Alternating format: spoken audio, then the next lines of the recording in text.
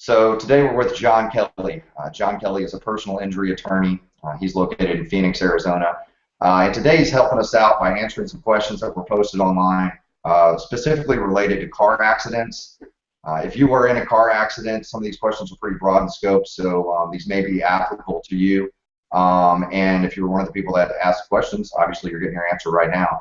In addition, John has volunteered that at the end of the video, after you watch it, if you have additional questions, you can post them in the comments of YouTube. He's actually going to come back and answer those. So with that said, I'm going to ask some questions directly from the web to John. So John, the first question was from Daryl. He says he was in a wreck 2 months ago with minor injuries. The insurance company is offering to pay him a supplement which is covering more than his actual expenses. Does he still need an attorney? Thank you, Ryan, for having me have these questions. As far as Daryl's concerned, I get this question quite often. Someone has been negotiating with the insurance company for any particular amount of time. They may have a settlement offer made, and it may cover all their expenses. So they're wondering, do I need to hire an attorney? One of the considerations they need to have is that insurance companies want to minimize the amount of money that they're paying out. So they're not necessarily going to inform Daryl if there's any other areas of compensation that would be available to him. What isn't mentioned in his question is whether the insurance company had provided any monetary value for his pain and suffering. They haven't taken into consideration whether he missed work from the accident, or what other avenues in his policy he may have, such as medical payments, what we call med pay, or other avenues that may be available to him that the insurance company is, either not necessarily letting him know or informing him of. So one of the things he can do is at least have a consultation. And at the Kelly Law Team, I always sit down with clients, I look at their policy, it's a free consultation, and I give them advice about whether or not they could possibly do better.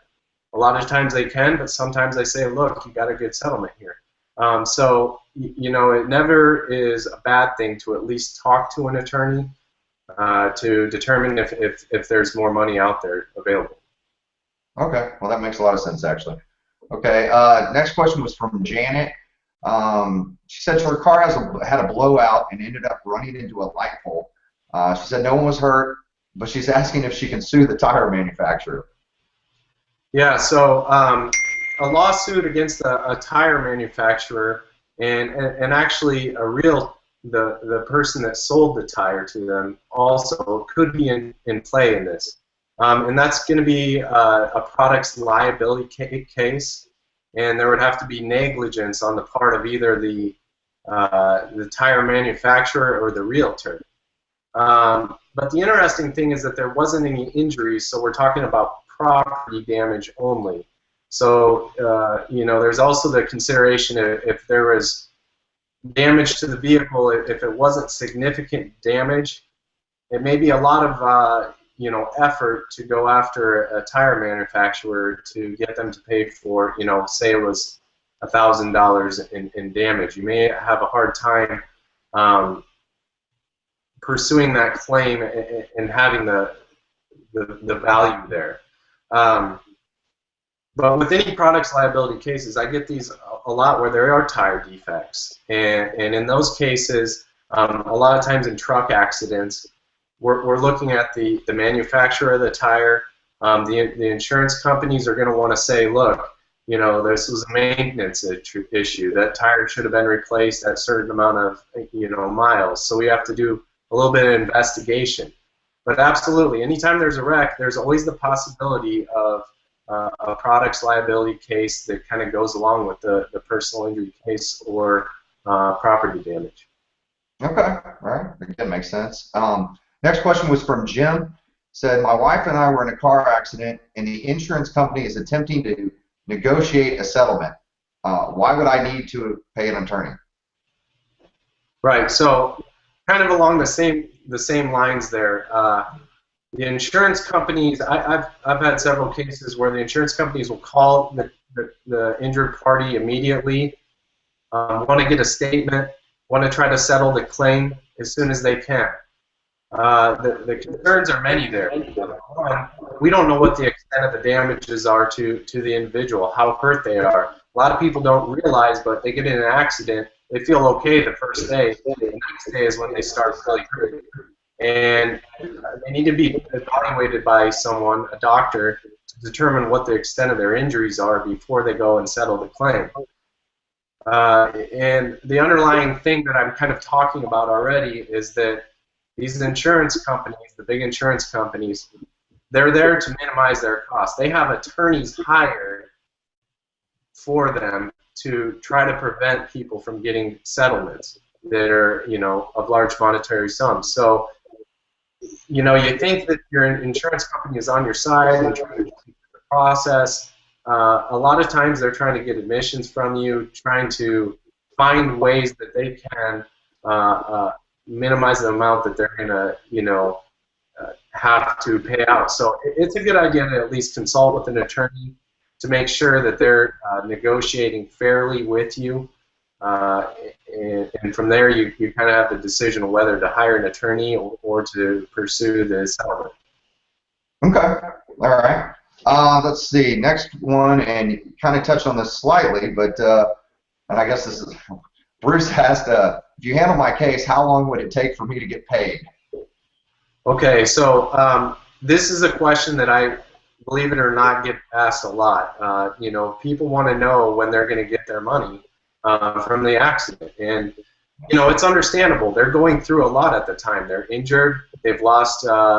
Presumably their vehicle is potentially totaled in the accident, so they need that income to be able to get into another vehicle for transportation just to get to the doctors, and yet alone they need to pay their doctors, some of them. So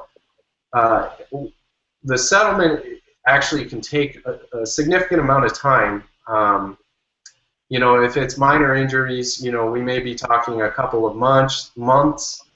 If it's major injuries, it can be years. And a lot is driven by the actual injuries that an individual has. The good news is that we always make sure that we get providers that would work on a lien basis. And what a lien basis it means is that there's no money out of pocket for the injured party to get that treatment. And then the provider just takes part of the settlement when it comes out. So that can help with that time lag. Once the treatment is done, usually the attorneys can work very quickly to get a settlement at that point. So it's not really on the attorney to determine how long it goes. It's actually the person who's injured to see the extent of their damages. And one concern is if you try to settle the claim too quickly, you're going to sign a release that basically says that you cannot go back after any further claims for injuries and monetary value. So you don't want to settle your claim before you know the extent of your injuries. Gotcha. Okay, that makes sense. And last question we had here was from Fan. Fan asked, I was hit by a truck last year and ended up in the hospital for 2 weeks. And insurance covered my expenses, excluding my lost time at work. But now I'm having back issues again. Is it possible to get these new expenses covered? And that kind of also, with Fan, that question dovetails into what I was just talking about with the settling your claim. The big question with hers is, has she negotiated and settled her claim? If she has, it's very likely that she had to sign a document that releases the insurance company from any further liability, which means that she may be out of luck. Now, on the other hand, if she hasn't settled that claim, if it's still an outstanding claim, and the statute of limits hasn't run, which is another issue your attorney can kind of walk you through, then she should be able to get that treatment and make a claim to the insurance company. So it should be available to her depending on what stage she is at through the process.